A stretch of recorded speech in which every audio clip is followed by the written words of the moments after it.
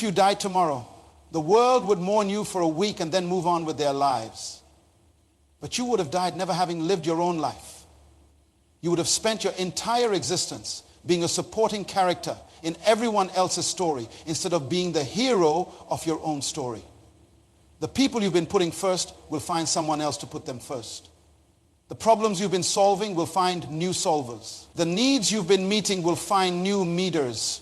But your dreams, your potential, your unique contribution to this world, that dies with you. And the most heartbreaking part is that you had everything you needed to live an extraordinary life, but you were too busy making everyone else's life extraordinary to notice. You had the talent, the opportunity, the resources, but you gave it all away because you thought that's what good people do. You know what amazes me? There are people who can tell you everything about their neighbor's business, their co-workers' problems, their friends' relationships, their family's needs, but ask them about their own dreams, their own goals, their own future, and suddenly they go blank. They become experts at everyone's life except their own. I met a man once, successful businessman, owned 3 companies, employed over 200 people. This man could tell you the birthday of every employee's child, knew exactly how much profit each department was making, could recite quarterly reports from memory. But when I asked him a simple question, what do you want for your own life? He stared at me like I had spoken a foreign language. 2 years later, that same man lost everything. Not because the market crashed, not because of bad luck, but because while he was busy building everyone else's dreams, his own foundation crumbled. His health failed because he never thought about his own well-being. His marriage ended because he never thought about his own emotional needs. His personal finances collapsed because he never thought about his own financial future. And see, here's what I want you to understand today. Thinking about yourself is not selfishness. It's survival. It's strategy. It's the most intelligent thing you can do in this life. You were born with a mind, and that mind was given to you for a reason. Not just to worry about other people's situations, not just to solve other people's problems, but to think about you, to plan for you, to protect you, to promote you. But somewhere along the way we got confused. We started believing that good people don't think about themselves. We started believing that thinking about your own needs, your own future, your own success somehow makes you selfish. And that lie has destroyed more potential than any economic crisis ever could. Let me tell you something that might shock you. The most giving people in this world, the most generous people, the most helpful people, they all think about themselves first. Not in a selfish way, but in a strategic way. They understand that you cannot give what you don't have.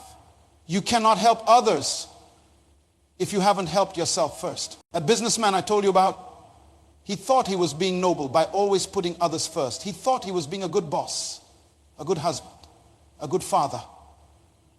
But what happened when his foundation collapsed? All those people he was trying to help suffered too.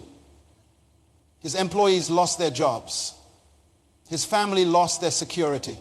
His business partners lost their investments. See, when you don't think about yourself, you're not just hurting you. You're hurting everyone who depends on you. You're hurting everyone who believes in you. You're hurting everyone whose life is connected to yours. Your mind is like a mirror, and it reflects what you focus on. If you always focus on other people's problems, other people's needs, other people's futures, then your mind becomes a reflection of their lives instead of your own. And when your mind stops reflecting your own life, your own dreams, your own potential, you start to disappear. I want you to think about this for a moment. How much time do you spend each day thinking about your own goals? Not your family's goals, not your company's goals, not your community's goals, your goals. How much time do you spend planning your own future? Not everyone else's future, your future. Most people spend more time planning their vacation than they spend planning their life. They spend more time choosing what to watch on television than they spend choosing what to do with their talents. They spend more time thinking about what they're going to eat for dinner than they spend thinking about what they're going to become in life. And then they wonder why they feel empty. They wonder why they feel lost. They wonder why everyone else seems to be moving forward while they're standing still. Here's the truth that will change your life if you let it. The quality of your life is determined by the quality of your thoughts about your life. If you want a better life, you have to think better thoughts about your life.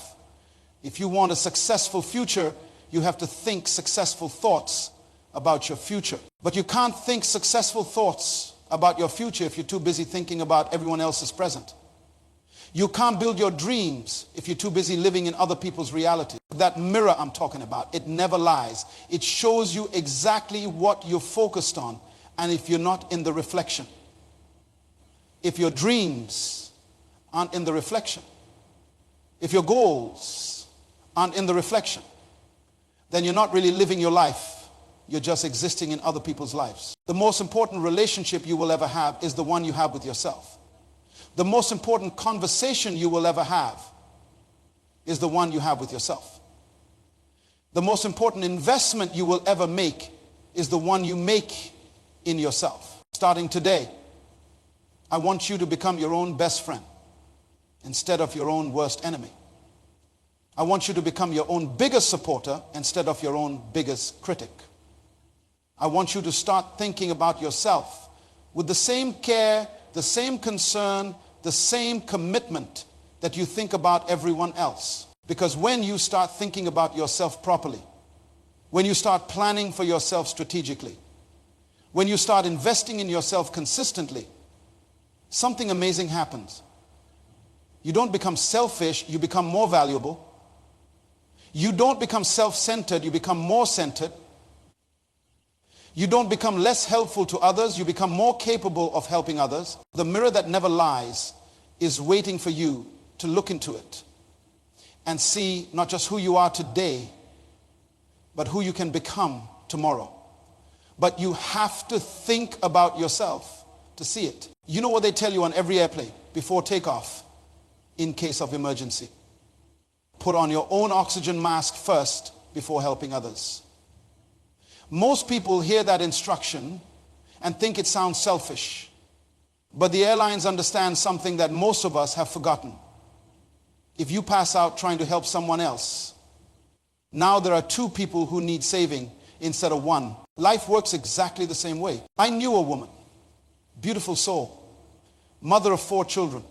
This woman would wake up at 5 in the morning to pack lunches, drive kids to school, work 2 jobs to pay for their activities, come home and help with homework, cook dinner, clean the house, and fall into bed exhausted every single night.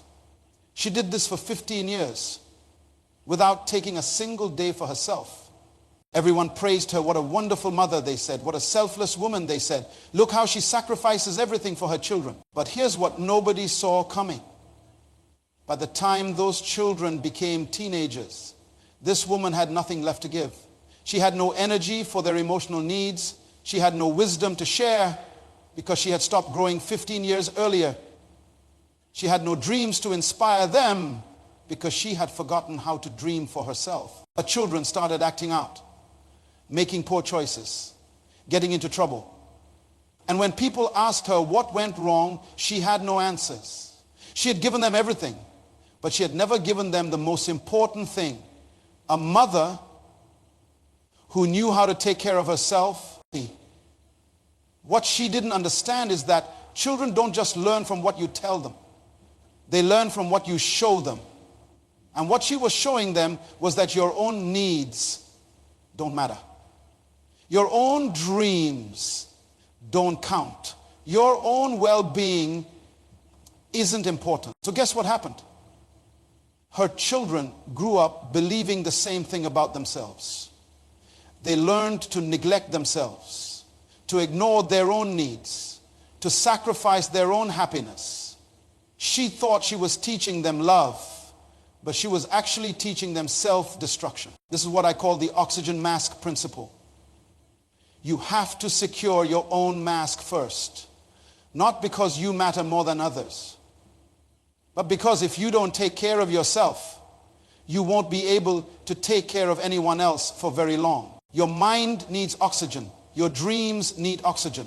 Your potential needs oxygen. And if you're always giving your oxygen away, you're going to suffocate. And when you suffocate, everyone who depends on you suffocates too. Think about it this way. Your capacity to help others is directly connected to your capacity to help yourself. Your ability to love others is directly connected to your ability to love yourself. Your power to inspire others is directly connected to your power to inspire yourself. But most people have it backwards.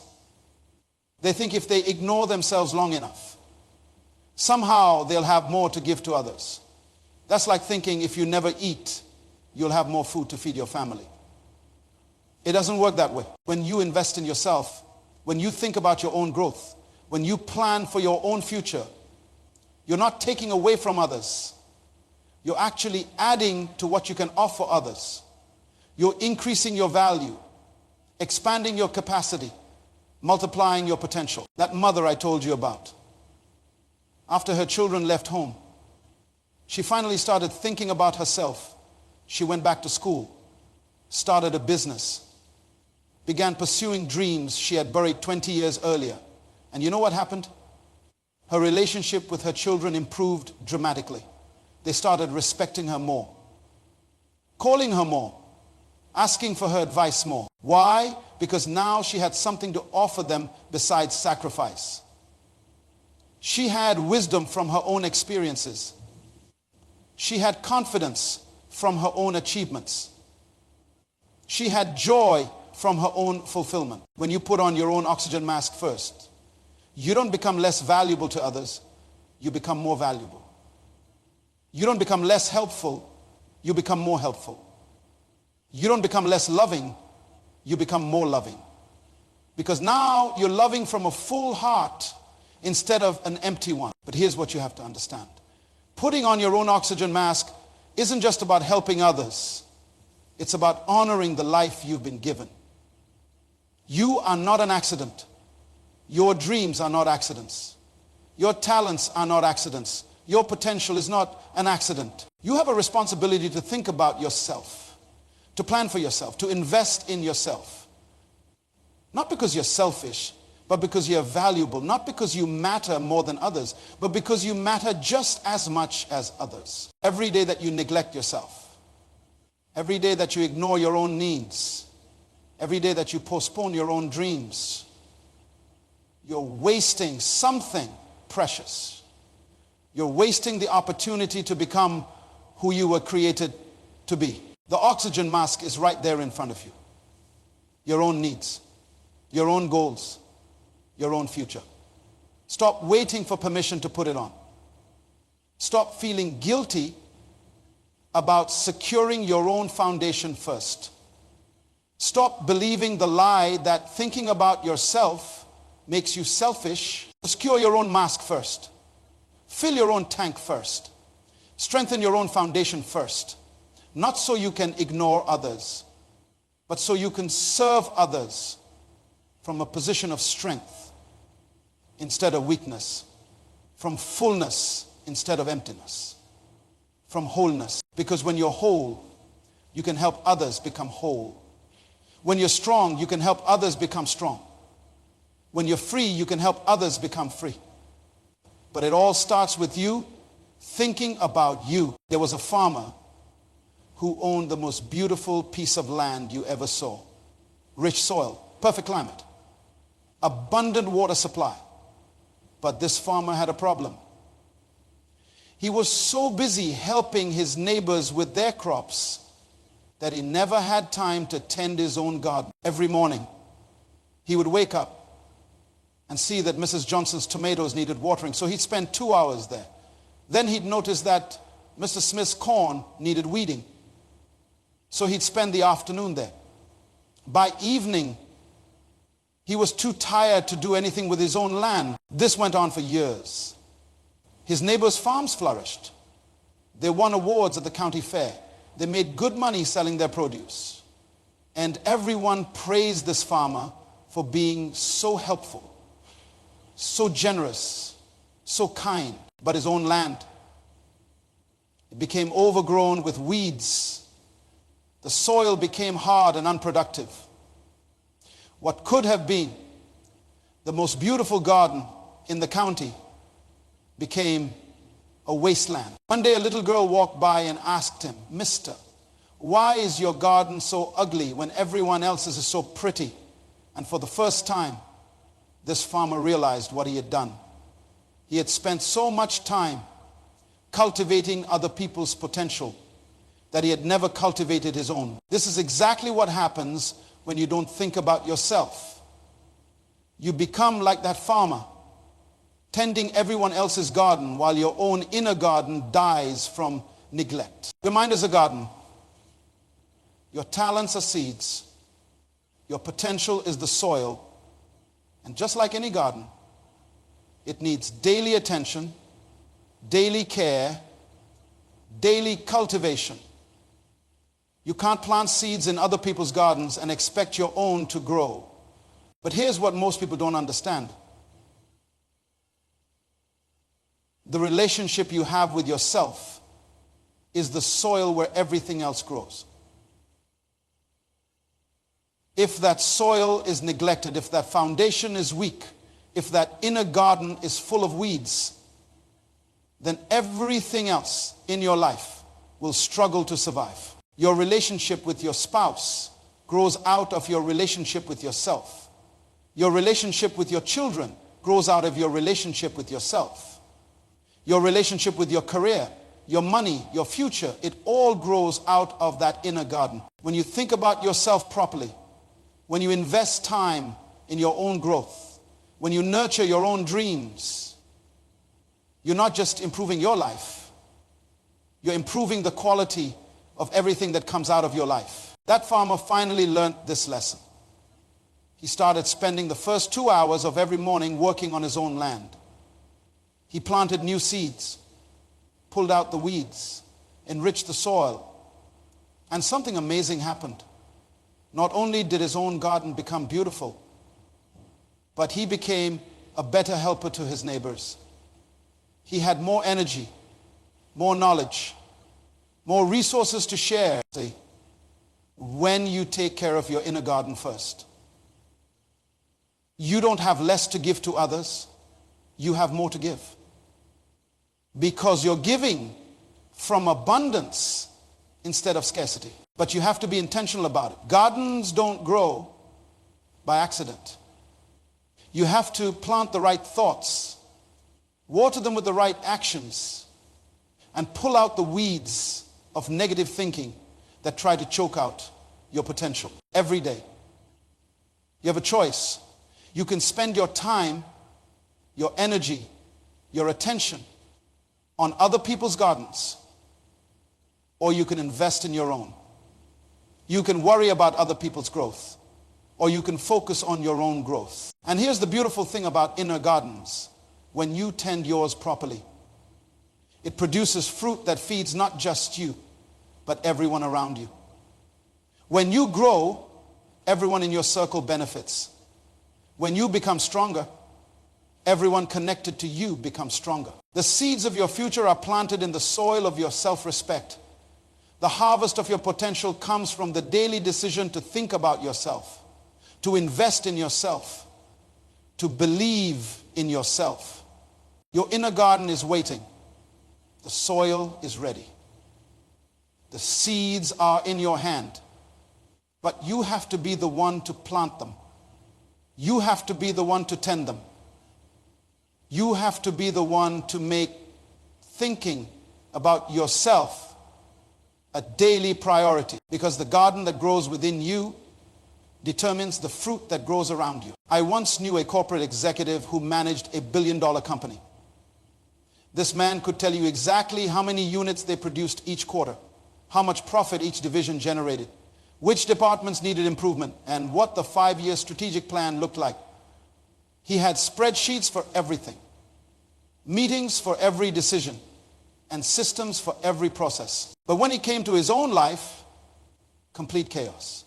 He had no idea how he was spending his time, no plan for his health, no strategy for his relationships, no vision for his personal future. He was running a billion-dollar company like a master, but running his own life like an amateur. One day during a board meeting, he collapsed from a heart attack as he lay in that hospital bed. Something hit him. He had spent 20 years being the CEO of someone else's dream while never becoming the CEO of his own life. But here's what I want you to understand. You are the chief executive officer of your own existence. You are the president of your own future. You are the chairman of the board of your own destiny. But most people are treating themselves like they're just an employee in their own life.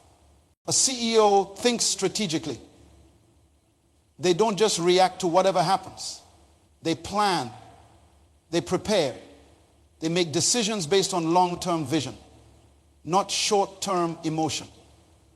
But when it comes to your own life, when was the last time you sat down and created a strategic plan for yourself? You plan your vacations, but do you plan your growth? You budget your money, but do you budget your time? You set goals for your job, but do you set goals for your life? You measure your company's performance, but do you measure your own progress? The CEO mindset means you stop letting life happen to you and start making life happen for you. It means you stop being a victim of circumstances and start becoming the architect of your circumstances. That executive I told you about, after his recovery, he started applying the same principles to his personal life that he used in business. He created a personal mission statement. He set quarterly goals for his health, his relationships, his finances. He started having weekly meetings with himself to review his progress. Within 2 years, he was in the best shape of his life. His marriage was stronger than ever.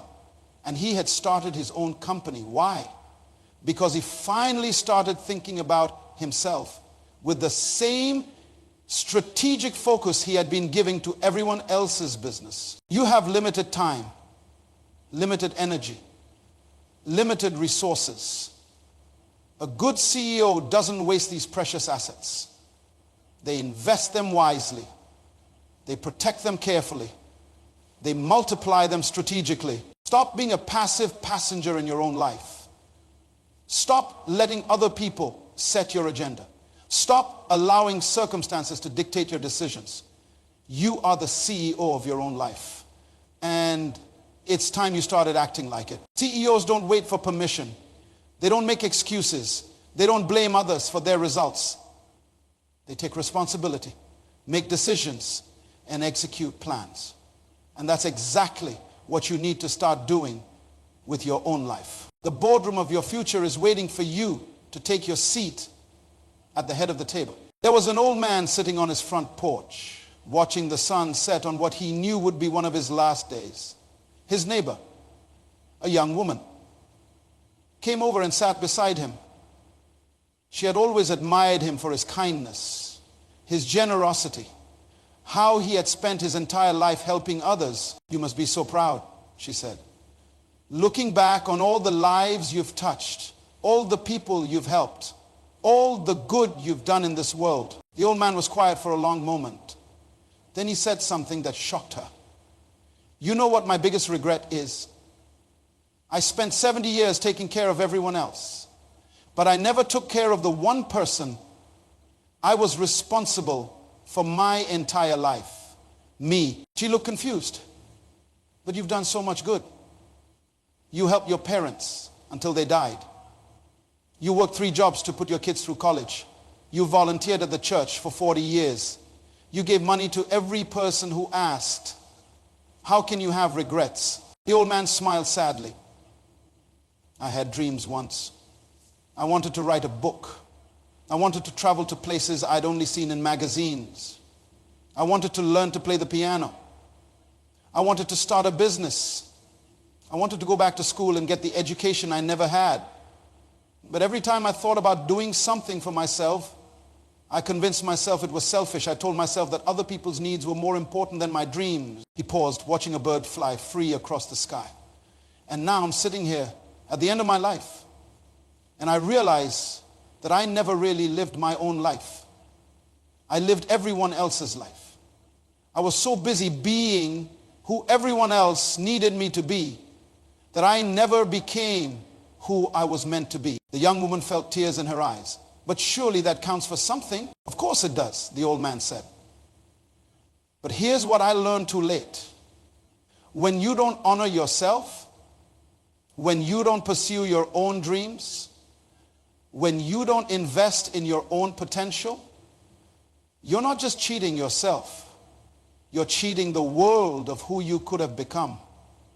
You're cheating your family of the example you could have set.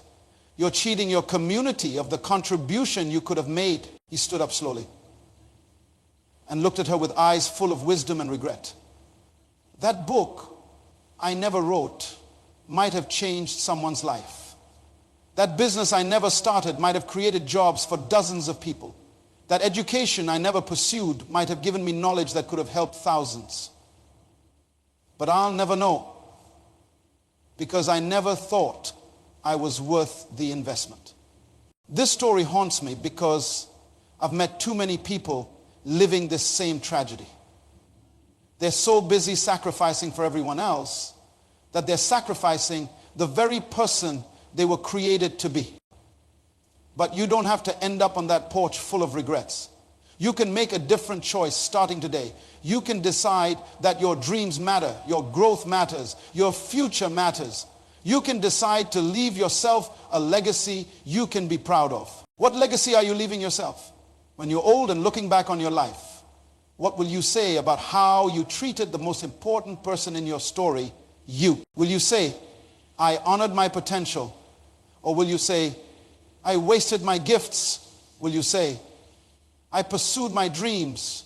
Or will you say, I buried my dreams to make everyone else comfortable? The truth is, the most loving thing you can do for the people in your life is to become the best version of yourself.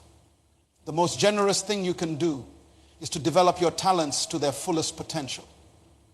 The most responsible thing you can do is to think about yourself strategically, systematically, and consistently. Your future self is depending on the decisions you make today. Your dreams are depending on the priorities you set today. Your potential is depending on the thoughts you think about yourself today. Stop waiting for permission to think about yourself. Stop feeling guilty about investing in yourself.